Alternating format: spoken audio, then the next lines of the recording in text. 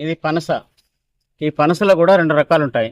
ఒకటి పెద్దగా ఉండి కొన్ని సన్న సైజులో ఉండేటువంటి ఉంటాయి.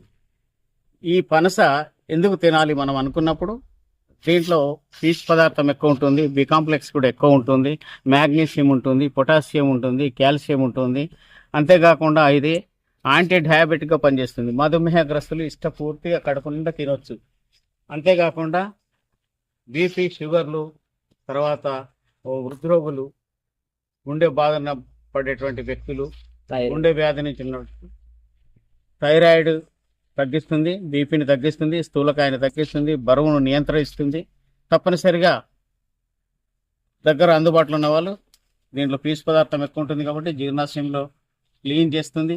అంతేకాకుండా కడుపులో అల్సర్ని కూడా ఇది తగ్గిస్తుంది. తప్పనిసరిగా ఈ పనసను వాడండి.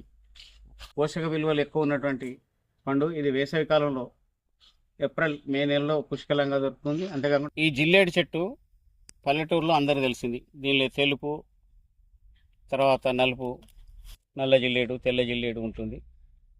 ఈ జిల్లేడు ఏ జిల్లేడైనా పర్వాలేదు. వాటిని ఈ వేసవి కాలంలో ఆదివారం రోజు కానీ, పుష్యం నక్షత్రం గురువారం రోజు కానీ, ఏ రోజైనా తీసుకొని, అమావాస్య రోజైనా పౌర్ణమి రోజైనా ఈ కొమ్మల్ని కట్ చేసి, జిల్లేడు చెట్టు యొక్క కొమ్మల్ని ఇలా కట్ చేసి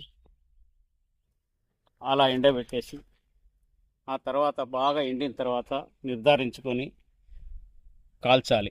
కాల్చిన తర్వాత వచ్చేటువంటి ఈ క్షారాన్ని రోజు అర చెంచా నీళ్ళలో కనుక కలిపి తాగినట్టు అవుతే శ్వాసకోశ వ్యాధులు, దగ్గు, దమ్ము, టీబీ, అంతేకాకుండా జీర్ణాశయంలో సంబంధించినటువంటి గ్యాస్ ట్రబుల్స్, ఫైల్స్, రక్తమొలలు, కిడ్నీలో రాళ్ళు కరిగిపోవడానికి నమ్మకమైనటువంటి ఔషధం. తప్పనిసరిగా పల్లెల్లో ఉన్నటువంటి మిత్రులు దీన్ని ఉపయోగించుకోండి.